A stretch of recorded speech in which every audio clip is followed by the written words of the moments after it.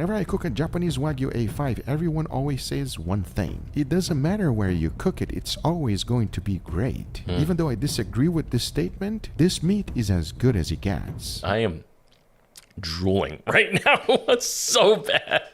Chef Brian Tsao here, not your typical chef, and today I'm going to be reacting to Guga Foods. I cooked $500 steak on a $5 grill, and this happened. Before I go on with today's episode, I do want to give a shout out to my newest sous chef level patrons, Joseph Wakachan, Fatiz. Thank you so much for your support. You guys, along with all the patrons, really do make a difference on this channel. And for those of you who are watching and want to support further, please consider becoming a patron. Be sure to visit the link in the description below. By becoming a patron, you get to take advantage of some awesome perks like early access to new videos, priority on suggesting new ones, but most importantly, exclusive content just for patrons. And finally, if you can follow me on Instagram at chefbriantsao, that would be greatly appreciated. This is a disposable charcoal grill. Now I love charcoal, and when I saw this, I had to give it a try. So I went ahead and quickly opened it up. One of the things I could tell immediately was the smell. They're definitely using some lighter fluid. And hopefully this is going to be fantastic, which opens up possibilities for everyone to give it a try, as this is the cheapest grill in the world. So today we'll be putting it to the test with several different steaks. Some are not going to be expensive, but one will. And I want to see how this grill is going to handle it. All right, very cool. So let's go back a little bit and look at this grill, which is really just an aluminum pan with some holes in it. It's all functional though. This is an aluminum pan. There's that grill grating. Obviously, all this stuff is very thin gauge metal. This is only meant to be used once, because after this one-time use, it's pretty much going to be, all that material is going to be beyond repair. Like, I'd be surprised if you could get more than one use out of it. There's some holes on the side. That is so that air can get into the charcoal, because what does fire need? It needs oxygen to burn. A few observations about this grill. I think this would be okay for, if you're going camping and you don't want to, clean up too much equipment and take stuff back with you. In my opinion, this is not going to be the greatest cooking apparatus.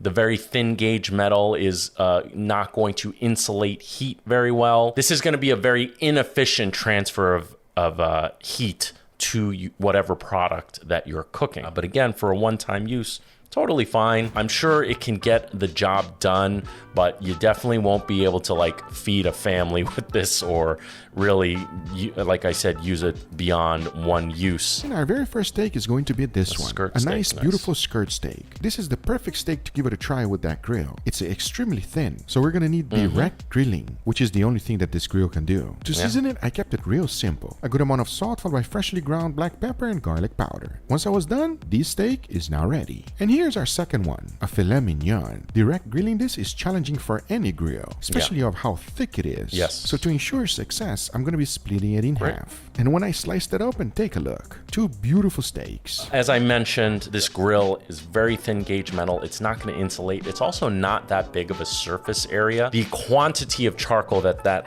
thing can hold is not that much, really. And I think it came with charcoal as well. Wow, $5 for charcoal a pan. And all right, that's a pretty damn good deal. So the charcoal that's in there, Guga mentioned when he opened it up, you can smell the lighter fluid. That's to help the charcoal continue to burn. That's going to be very important for this style of grill, because there isn't that much mass of charcoal. It's going to be hard to stay lit. Number one, the gauge of the metal is so thin, it's not going to insulate heat. So that lighter fluid, like I said, is going to be vital to keep that charcoal going. Guga, again, he's a master at the meats, man. So he knew to cook a filet mignon, a thick portion like that. I think that's like a 7-ounce portion, 7 to 8 ounce portion, maybe a little less, maybe 7 ounces. He's just not going to get it done A to Z on that grill that thick. There doesn't appear to be a cover, so it's not like he can put the steak on there and cover it and try to insulate some heat. Even if there was a cover, it's such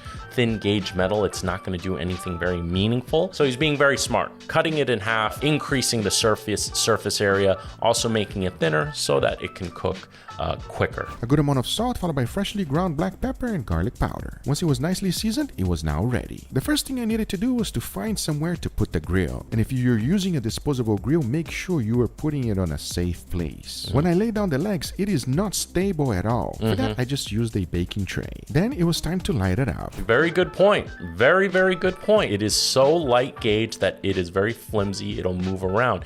Even if you put charcoal in there, it's still too light. And that's very dangerous. You know, if you're not paying attention and you just put a steak on there, the whole thing can shift and or knock over, and you could potentially start a fire. So very good. But is it going to cook good? Well, we're about to find out. Because the first thing I needed to do is to let that lighting fluid burn off. If you don't do this, it's going to be a horrible experience. You really want to let it burn until your charcoals are no longer fully black. Because once that was done, I placed my skirt steak right in the middle, followed by the 2 filet mignon on the edges. 1000% yes. Whenever you're working with briquettes, you want to let it burn. You know, whenever I'm working with charcoal, even hardwood charcoal, but more so briquettes, I generally get it started minimum 45 minutes before I start cooking. Meaning I get it ignited, I let it burn off, I wait until there's no more smoke and that the charcoal is fully ignited. It's a glowing hot red. That's when it's hottest. But also, as Guga mentioned,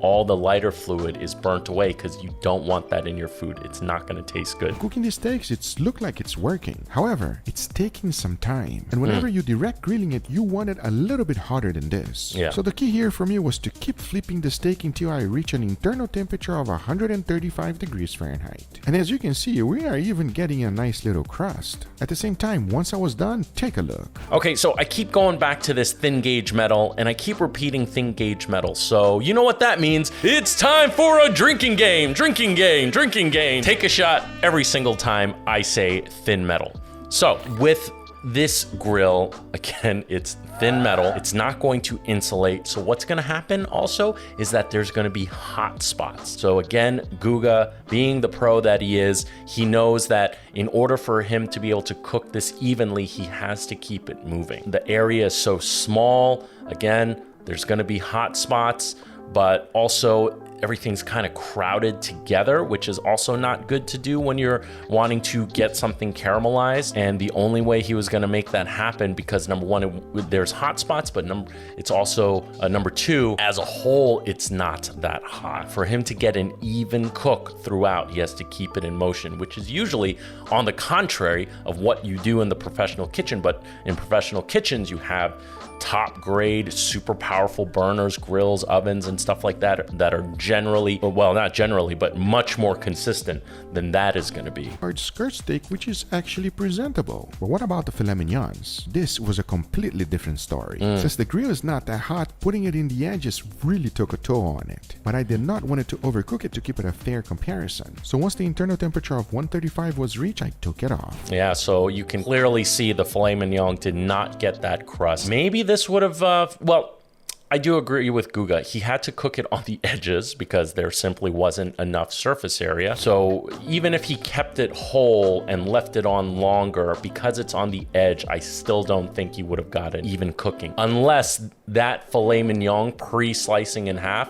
was the only thing he was cooking in there dead in the center, then I think he would have been able to get the char. Also, filet mignon does not have as much fat as a skirt steak does. And, you know, what does oil or fat do? You know, when you're cooking it, it facilitates cooking, right? It helps get you a much more even sear. Something like a filet mignon does not have that much fat. So you're gonna have a harder time getting that color because there isn't anything assisting getting you that browning, especially with something that's as low powered as this particular grill is. 3 steaks, one which looks really, really nice. The filet mignons just look sorry, but I'm curious to find out how they are gonna taste. And for that, we gotta slice it up. And when I did, wow, nice and juicy, medium rare, just the way I like.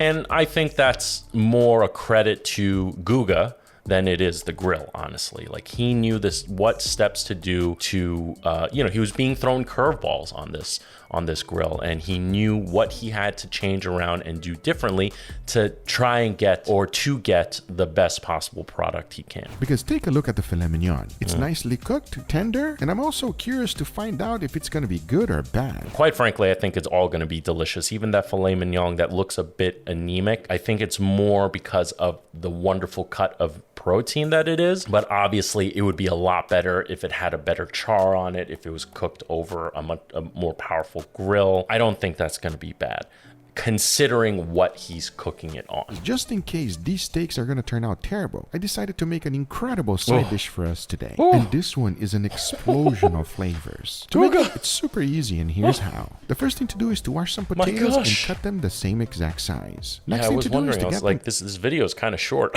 So I went ahead and grabbed a tray with a parchment paper and put them in there. Got them seasoned just a little bit. Some salt followed by freshly ground black pepper is good enough. Then into the oven they go at 425 degrees Fahrenheit for 45 minutes. Because the next thing to do is to make some filling. And for this one, I started with a little bit of butter first. Then I threw in some ham followed by garlic. Mixed it well and cooked it for about 2 minutes. I kept it under medium heat. Then I added a little bit of all-purpose flour, then mixed it well. You really want to cook the flour a little bit. Well, the only thing I really would have done differently is sweat out the garlic first and not do it together with the ham. It's really a nitpick. You know, this is all going to get stuffed into that potato. But again, for me, I would have gone garlic first and not caramelize it, just sweat it out. You're just trying to remove some excess moisture and concentrate the flavors, get it translucent, get it fragrant. This is a pretty small quantity of garlic and ham compared to the size of the pan. So you can still achieve that by doing the garlic and the ham together. Again,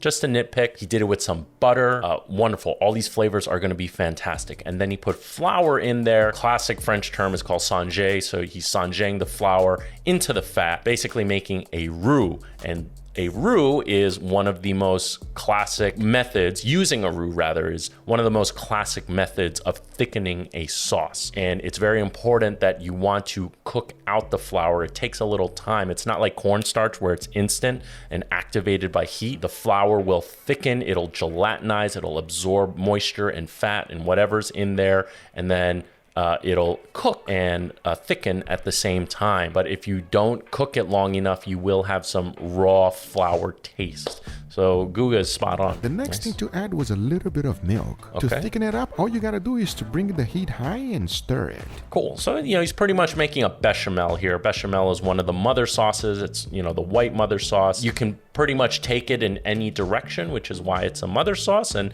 he's here flavored it with some garlic and ham. I just add a little bit of salt followed by nutmeg. Mix it well once again, and that is our sauce. Nice and easy. Bechamel and or pretty much like a gravy, you know? Well, gravy is using stock thickened with, so you have fat, put in the flour, and then you add in your stock.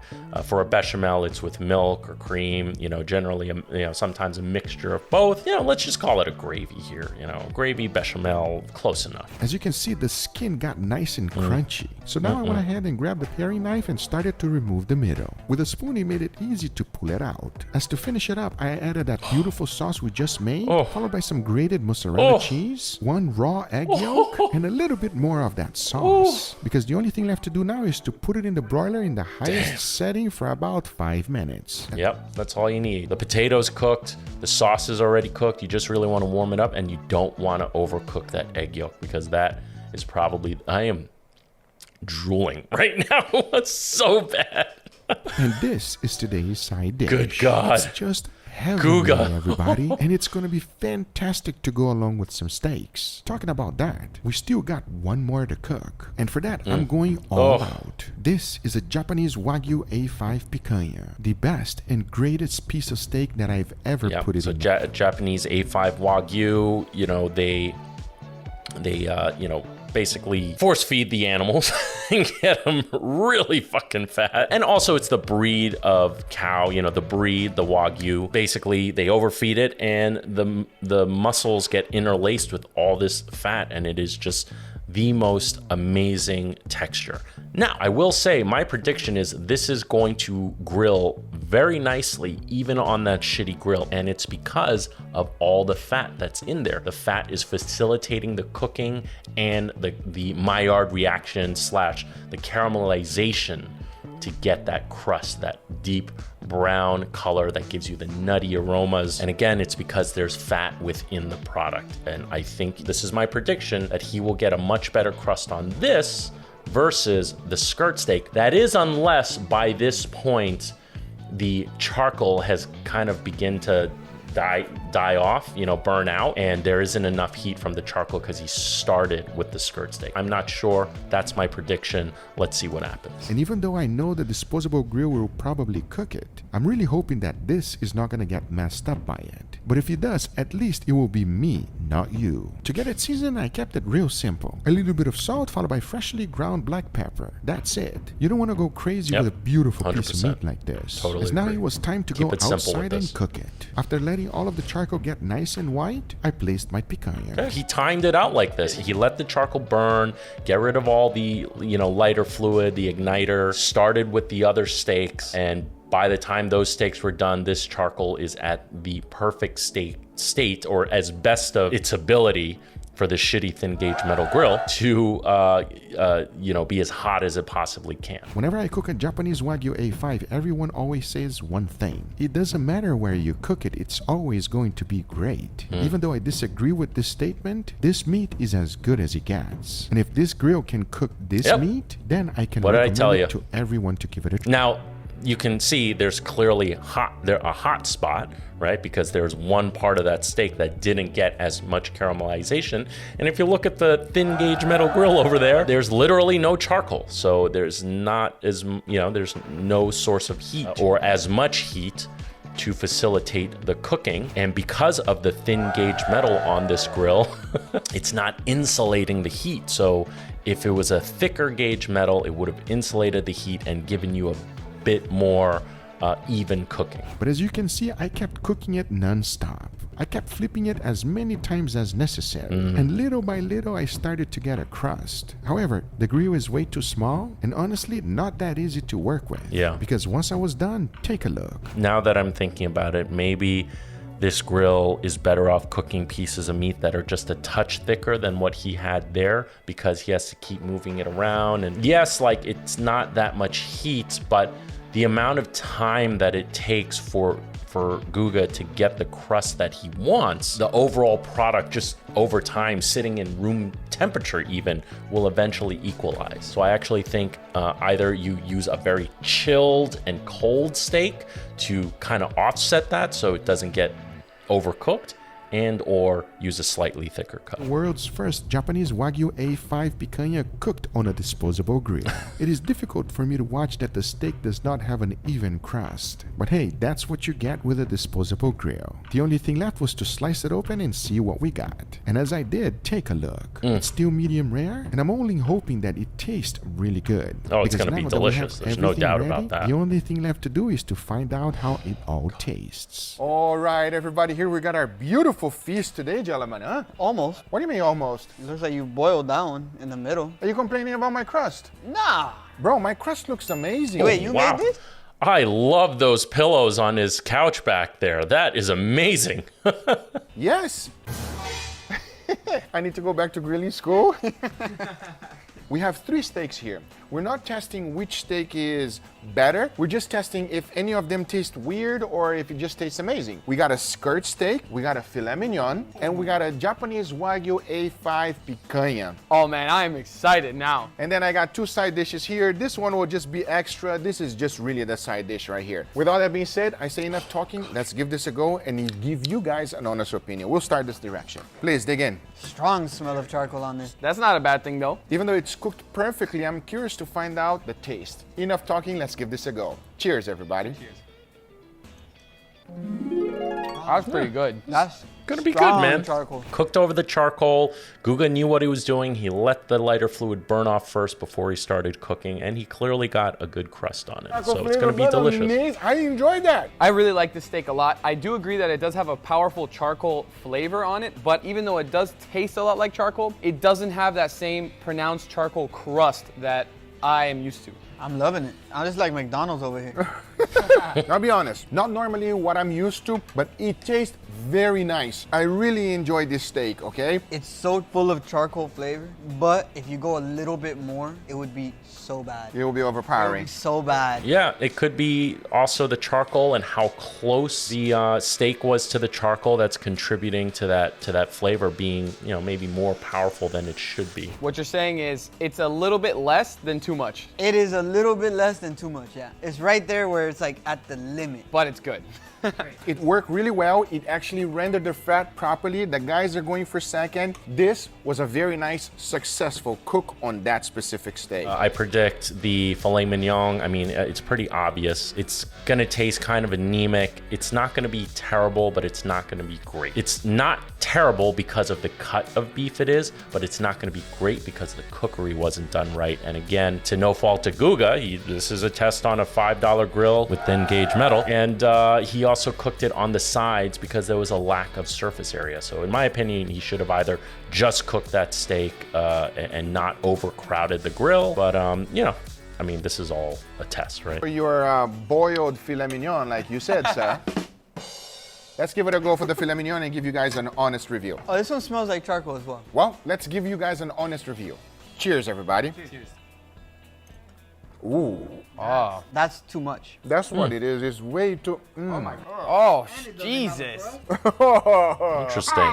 This is bad. I'm about to cry right now. If this picanha tastes like that, you're gonna see many tears coming out of my. Interesting. Okay. I don't know what you did to this steak, but whatever it is so powerful that it completely changes the flavor of the steak. That's not good. That's not what you're supposed to do to filet mignon. It is not a wonderful taste. As a matter of fact, let's be real. It is terrible. It's bad. It's Really? a failure. It almost tastes chemically. There you go. Maybe because it was on the grill for so long, he kept flipping it on that grill longer than it needed to be, and it just sucked up a lot of that, you know, briquette flavor that has the lighter fluid is throughout the product. Now, obviously not as much on the inside, but yeah, who knew? So it just, you know, as opposed to being on a professional grill, maybe it only needs to be on that grill for 4 minutes on each side because it's high powered enough, versus here maybe it was like 10 minutes on each side because it just wasn't hot enough. You know, I'm just predicting, but that's twice the amount of time, that's twice the amount of smoke it's going to absorb, and you know, that's not necessarily briquette charcoal flavor, is not necessarily the flavor you want in your filet mignon. Maybe if he cooked it in the center, just the filet, it wouldn't have needed to be on the grill that long. But remember I said, you know, he could have gone with a thicker cut, and to get it to a medium rare, maybe he would have had the same issue because it's so thick. He would have gotten the caramelization, but by the time it became the perfect medium rare, it would have also absorbed too much of that charcoal briquette flavor. Yes? This is very needed right now. Okay, very good. Okay, dig in here. Oh, mine, it's got running yolk. Oh, let's go. That's right. There's a little bit of my egg God. yolk there. We got a little bechamel, which is your favorite sauce. Oh, I do like my bechamel. Together with some potatoes, and to finish it off, some mozzarella cheese and ham. Oh man, this sounds like it's gonna clean that filet mignon right up. Enough talking because my gooey egg is flowing. Are you guys ready? Let's do it. All right, let's give it a try. Cheers. Oh man. That is so creamy. That's a 10 out of 10. We'll highly recommend. I've completely forgot about the filet mignon, and I'm just enjoying these beautiful flavors. The yolk of the egg and the bechamel combine together and make something even better. It's so delicious. The potato is Truly. perfect, a little crispy on the outside. The ham is a nice touch. Guga's been killing it on the side dish. Wow, I must say, everybody, Last few videos, the little egg yolk like this, everybody, is just. I'm so jealous right that's now. nice. I'm a little bit nervous right now about this picanha. Me too. Yeah, me too, actually. Now that I saw what happened with the filet, I'm actually pretty nervous too, and that would be a damn shame if that Wagyu was ruined. Enough talking, let's give it a go. Okay. Dig in. Feels kind of rough. It feels kind of rough on A5, right? Let's give this a go. All right. Cheers, everybody. Are you sure this is Wagyu? That's tough. I'm still chewing. It has a weird texture that I'm not used to, especially for an A5, everybody. It did something weird to this thing here. That's not preferable. No. It's so different than a normal A5. It is so soft to the touch that as soon as it hits your tongue, it immediately starts melting. But this one, you don't get that effect at all. You very much have to chew it. Don't get me wrong, everybody. This tastes amazing. It's got good flavor. You know it's a Wagyu because it's just extremely rich, Yes, I agree. but it's chewy. I think that even though it got overcooked, it was because it was sitting down on that grill for too long. Yeah. By the way, I use a disposable grill to cook all of these steaks. And they had a lot of lighted fluid and stuff. You use a disposable grill to cook Wagyu? He's blushing. The most expensive cut of meat you got. Another awesome video by Guga. I love his videos. I always learn a lot. I wasn't expecting that filet to have as much funky charcoal flavor as it did, but now I know. Not that I would have ever used the $5 grill. Even if I was traveling, I would probably get something a little bit better than that cheap thin gauge metal disposable grill. Very cool video. Hope you enjoyed it as much as I did making it. And with that said, I am Chef Brian Tsao, not your typical chef, and I'll see you really soon.